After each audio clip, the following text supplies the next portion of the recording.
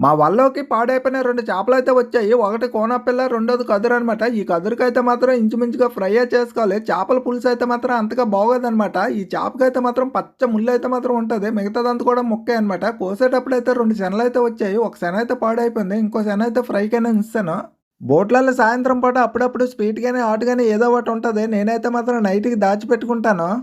సముద్రంలో కూడా అప్పుడప్పుడు వాతావరణం చాలా ప్రశాంతంగా ఉంటది. ఈ పున్నమి రాత్రి వెలుతురులోనైతే మాత్రం ఎవ్వరి మనసైనా సరే ఆ చంద్రుడి దగ్గర పెట్టివ్వాల్సిందే. బోట్‌లో వండింది ముందుగా డ్రైవర్ అన్నకి తీస్తాము. డ్రైవర్ అన్న ఎప్పుడు నచ్చితే అప్పుడు తింటారు. డ్రైవర్ అన్నకి తీసిన తర్వాత మిగతా కళాశాలందరికి కూడా భోజనం అయితే వడ్డిస్తాను. ఈ కదురు మొక్క ఏపేసరికైతే మాత్రం ఈ రకంగా ఉంటది. ఈ మొక్క చూస్తే ఎవరికైనా నోరూరిపోవాల్సిందే. 2 శనలకైతే ఒక శన అయితే పాడైపోయిందనమాట. మరి ఈ శన అయితే డ్రైవర్ అన్నకి ఎయవలసింది. డ్రైవర్ అన్న ముందే భోజనం చేస్తారు కాబట్టి డ్రైవర్ అన్నకి సొంతం కాకపోతే ఇంక నాకే సొంతం అవుద్దనమాట. నా పనంతా కంప్లీట్ అయిపోయిన తర్వాత నేను పడుకున్న ప్లేస్ అయితే ఇదే. నెక్స్ట్ వీడియో కోసం మన ఛానల్ ఫాలో చేసేయండి.